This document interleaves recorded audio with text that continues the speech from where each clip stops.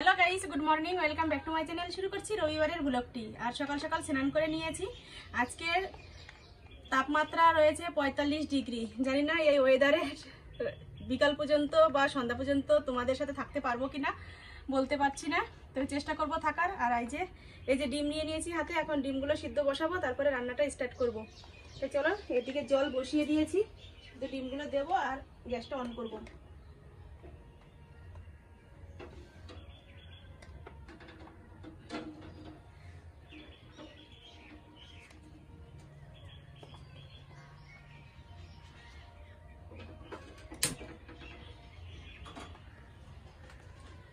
ওয়েদারে তোমরা সবাই কে কেমন আছো কমেন্ট করে জানিয়ে দিও। আর কে কোথা থেকে দেখছো সেটা অবশ্যই কমেন্ট করে জানাবে, তাহলে আমি জানতে পারবো তোমরা কোথা থেকে দেখছো। তাই চলো, পরবর্তীতে কি করি না করি সাথে থাকো, দেখতে থাকো।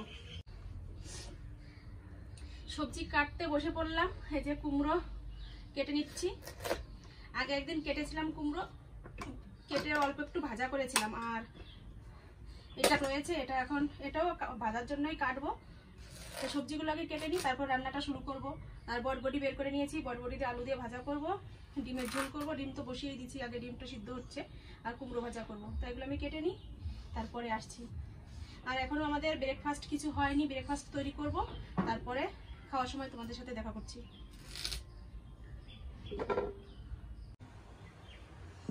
ব্রেকফাস্ট বানিয়ে নিয়েছি, রুটি দিয়ে ডিম দিয়ে এরকম ডবল করে ভেজে নিয়েছি। এই দেখো, এখানে ভিতরে ডিম রয়েছে, এরকম করে ভেজে নিয়েছি। ছেলের জন্য দিয়ে দিয়েছি, ছেলে খেয়েছে। আর ওই যে একটু রয়েছে, ও খাবে বাকিটুকু। আর আমি সাথে নিয়ে নিয়েছি দুটো শসা আর একটা মিষ্টি।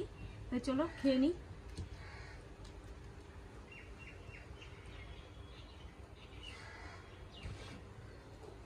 বাবা, ছিটতে পারছি না কেন? তেল দিয়ে ভেজেছি, পুরো একদম শক্ত শক্ত হয়ে গেছে।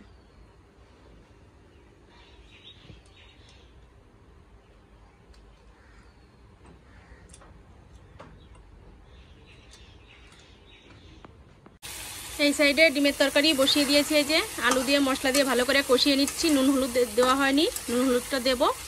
আর এই সাইডে এই যে কুমড়ো ভাজা বসিয়ে দিয়েছি, এখানেও নুন হলুদ কিছু দেওয়া হয়নি। দেখো কেমন সাদা দেখা যাচ্ছে কুমড়োটা অবশ্যই একটু সাদাই, কতটা কি মিষ্টি হবে জানি না।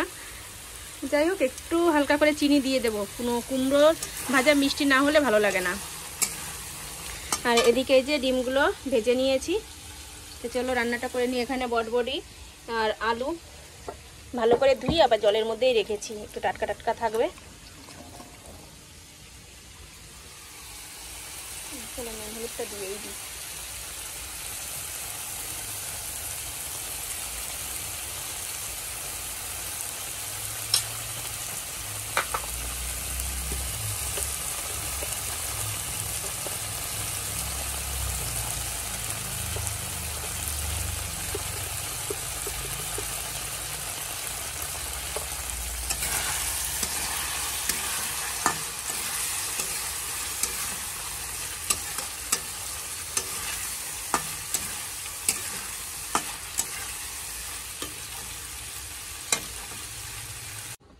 রান্নাবাড়ি কমপ্লিট হয়ে গেছে। আর দেখো খেতে বসে পড়েছি। এখন দুপুর 1টা বাজে।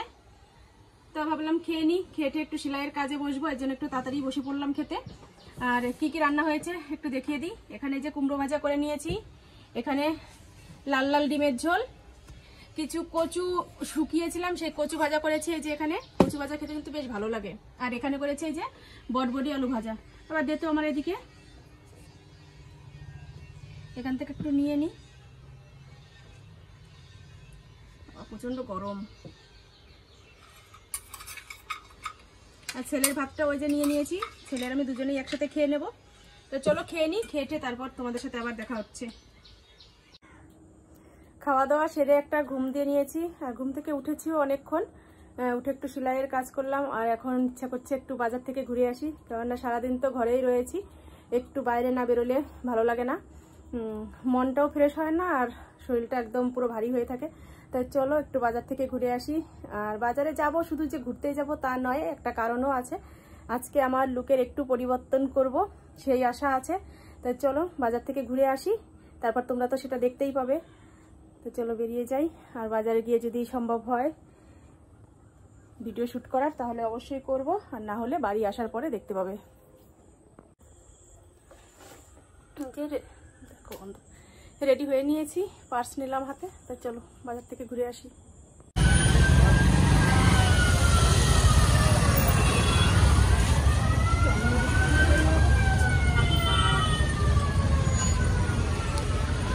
মিটিং কোথায় ছিল?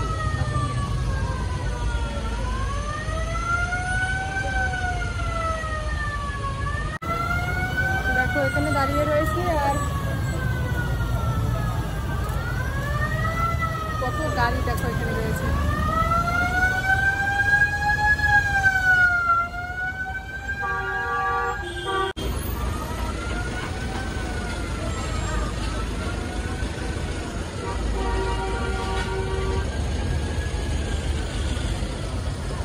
ওই সাইড দিয়ে বেরিয়ে চলে যাবে, আর নয়তো এটাও হতে পারে।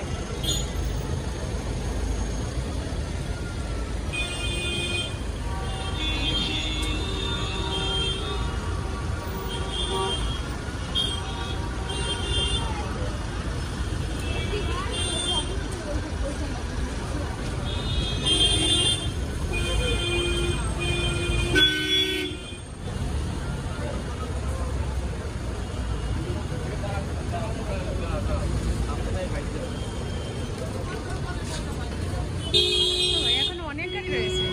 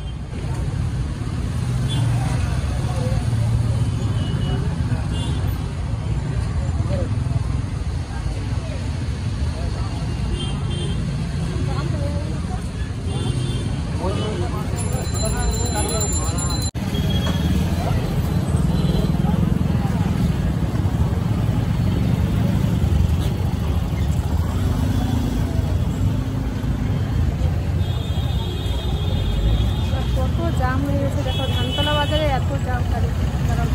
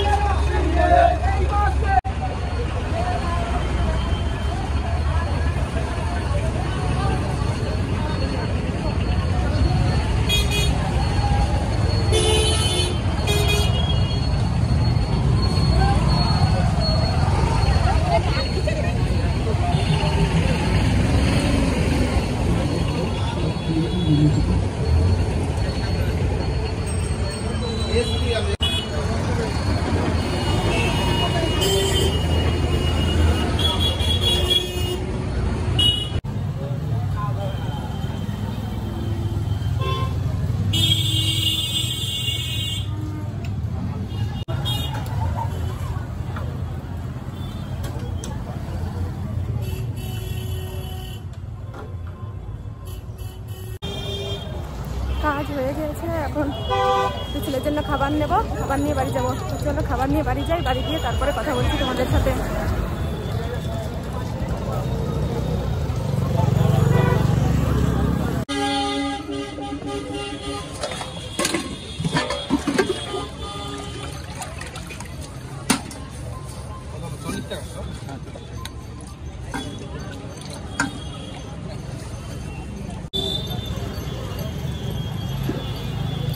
এখান থেকে খাওয়া সম্ভব হবে না, কারণ হাতে অনেক কিছু রয়েছে। বাড়ি যাব তারপরে খাবো, তাই যে সব প্যাকেট করে নিচ্ছি। বাড়ি গিয়ে তারপরে দেখা হচ্ছে। বাজার থেকে বাড়ি চলে এসেছি, আর তোমাদের যে বলেছি যে আমার লুকটা পাল্টাবো, এই যে হচ্ছে সেই লুক পাল্টানো। এই চশমাটাই আনতে গিয়েছিলাম 3 দিন ঘুরে ঘুরে আজকে ফাইনালি আনতে পারলাম। কালকেও গিয়েছিলাম কিন্তু কালকে দোকান বন্ধ ছিল। তার আগের দিন গিয়েছি, সেটা ফ্রেম পাল্টিয়ে অন্য একটা ফ্রেমে নিয়ে আসলাম। আগে যেটা পছন্দ করেছিলাম সেটা অনেকটা বড় ছিল, সেটা পাল্টিয়ে আবার এটা পছন্দ করলাম। আর আসার সময় এই যে খাবার নিয়ে এসেছি। অনেকদিন ধরেই মনে হচ্ছে যেন ফুচকা খাবো, কেননা যে পরিমাণে গরম পড়েছে, টক খেতে তো এখন একটু বেশিই ভালো লাগে। তো নিয়ে আসলাম, এখন ছেলের আমি দুজনে খাবো। তো চলো ফুচকা খাই। একদম মচমচে। যে দোকান থেকে এনেছি সেটা হচ্ছে আমাদের বাজারের মধ্যে সবথেকে ফেভারিট দোকান। এই দোকানটার ফুচকার মতন অন্য কোনো দোকানে ফুচকা এতটা টেস্টি বানাতে পারে না। তো সেই দোকান থেকে নিয়ে আসলাম, খেয়ে দেখি কতটা টেস্টি বানিয়েছে আজকে।